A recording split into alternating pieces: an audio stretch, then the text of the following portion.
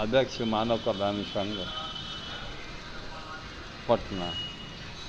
दोनों तो यही है कि जातीय जनगणना में सभी जातियों का पूर्णतः विवरण नहीं आया। जैसे पिछड़ी जाति में कई जातियां हैं, जिसमें गोसाई भी है, अतीत भी है, दुसाध लोग का भी जा कर के जो है, पासवान लोग का जो है, कास्ट लोग का जो है, भूमियाद ब्राह्मण परिवार के जो लोग हैं, उन लोगों की उचित ढंग से जनगणना नहीं हुई। अगर वास्तविक गणना सही तरीके से हुई होती तो आंकड़ा कुछ और होता।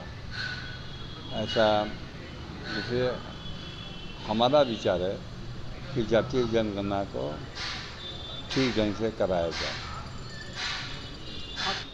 अच्छा होता तो वही, लेकिन मैं तो मूलतः संत परिवार से हूँ और संत महंत की कोई जाति नहीं होती। संत का जो टीका होता है उसका माथे पर लगा हुआ, वह उसकी पहचान होती है। लेकिन जहाँ तक हम लोग जाति पाति से ऊपर की चीज़ पर अपने को मानते हैं। संत समाज के लोग जाति व्यवस्था पर मैं विश्वास नहीं करते। संतों के लिए सभी अपने होते हैं, सभी अपने होते हैं। इसलिए मेरा तो मानना यही है कि अगर आर्थिक आधार पर होता तो ज़्यादा अच्छा होता है। क्योंकि 90% तो की बात नहीं है, 90 से कहीं ज़्यादा 2-3% लोग संपन्न परिवार के जो हैं वही जाकर के है। बाकी तो जितने 97-98% है वो सब तो कमज़ोर ही और आर्थिक रूप से कमज़ोर है।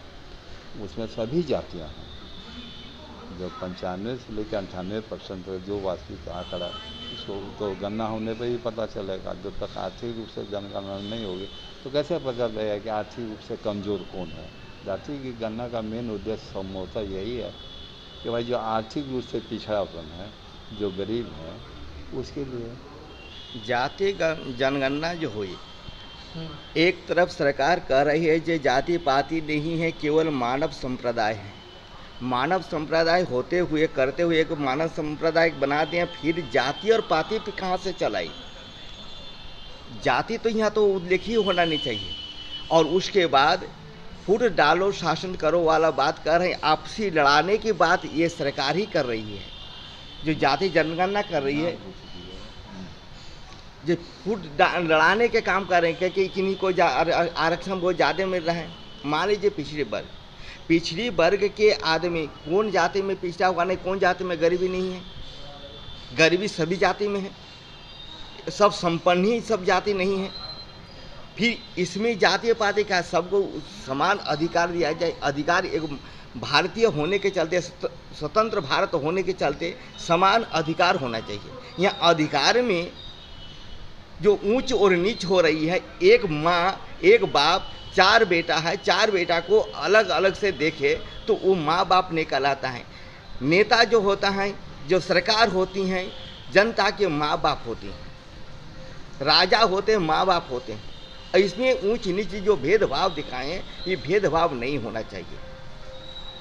और जाति जनगणना यदि हुई, जहाँ पर संपन्न आदमी है वहाँ पर जाति जनगणना करने के लिए कोई कर्मचारी गया ही नहीं। इसीलिए जहाँ पर कम होना चाहिए वहाँ ज़्यादा कर दें, जहाँ ज़्यादा होना चाहिए वहाँ कम कर दी, परसेंट उससे घटा बढ़ा दी।